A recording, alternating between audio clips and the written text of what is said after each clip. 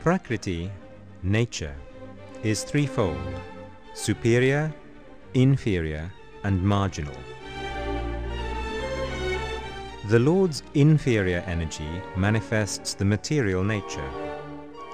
By glancing at material nature, the Lord injects the seed of the living entities.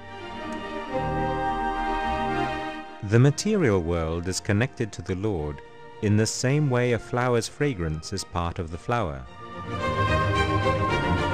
Through the illusory energy of the Supreme Lord, the living entities forget their true spiritual nature and connection to the Lord.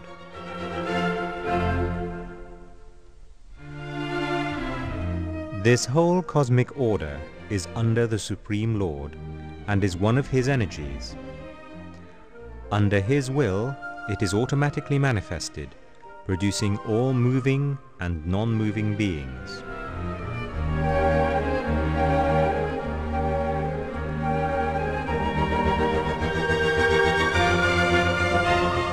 The material body is called the field of activity for the conditioned soul, and it enables him to enjoy sensual pleasure. There are two knowers of the field of activities. One is the fallible living entity, and the other is the infallible Lord.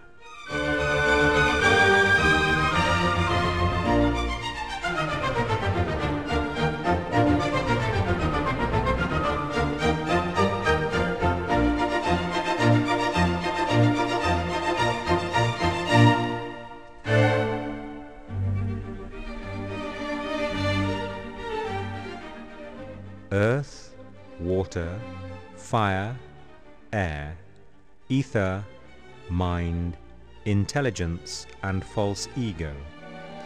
These 8 constitute the Lord's separated material energies. From these 8 separated energies, the other elements of the material world are manifest.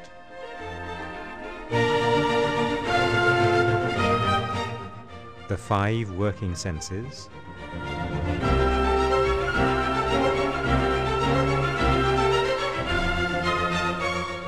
the 5 knowledge-acquiring senses,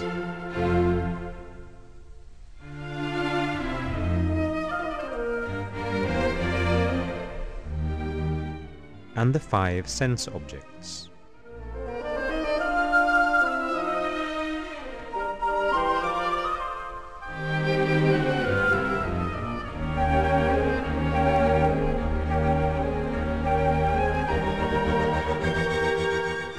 The aggregate of these 24 elements is called the field of activity. Though merged in these 24 elements, the soul keeps his individuality as the eternal servitor of the Lord. In the chariot of the material body, the individual soul is the passenger, the intelligence the driver, and the mind the reins. Pious and impious activities are the 2 wheels.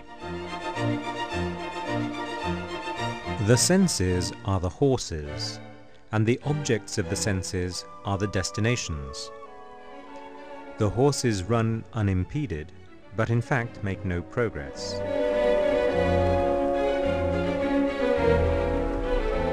The gross material body, produced from material nature, changes through childhood, youth, and old age. The soul is placed into any one of the 8,400,000 species of life. The material body has no factual existence in relation to the eternal soul. It is like a dream where one may fly in the sky.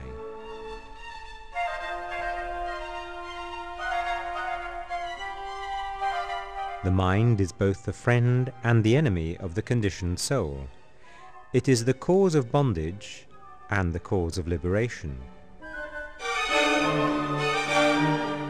Above the mind is the determined intelligence, and above the intelligence is the soul.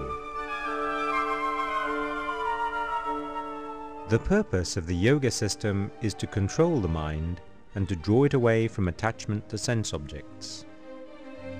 An intelligent person can detect the awkward position of material existence and inquires about who he is, why he must suffer, and how he can get out of this material nature.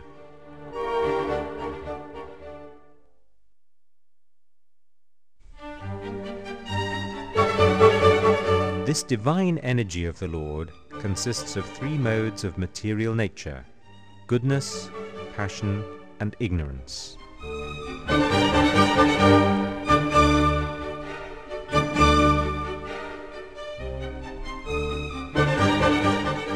The spirit soul is bewildered by the influence of false ego and thinks himself the doer of activities that are in actuality carried out by these three aspects of nature.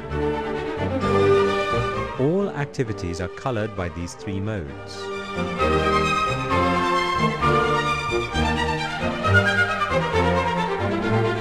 All elements in this material world, such as food, can be of three kinds.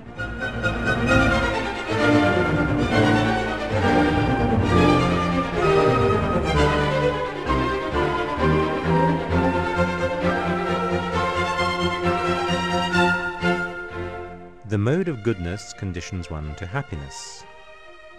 Passion conditions one to fruitive action. And ignorance, covering one's knowledge, binds one to madness.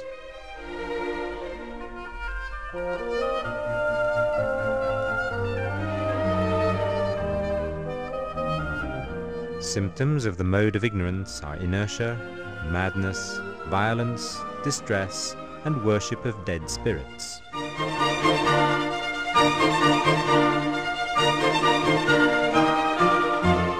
The mode of passion springs from unlimited desires and longings. Thus, the embodied living entity is bound to material actions. The mode of goodness is purer than the others. It illuminates one and frees one from all sinful reactions. Those situated in that mode become conditioned by a sense of happiness and knowledge.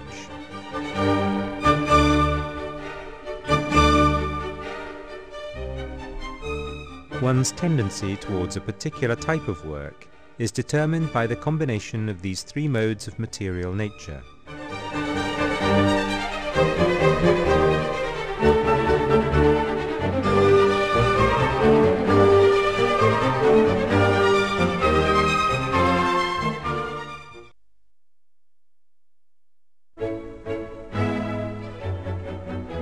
Materialists cannot understand Lord Krishna spiritually.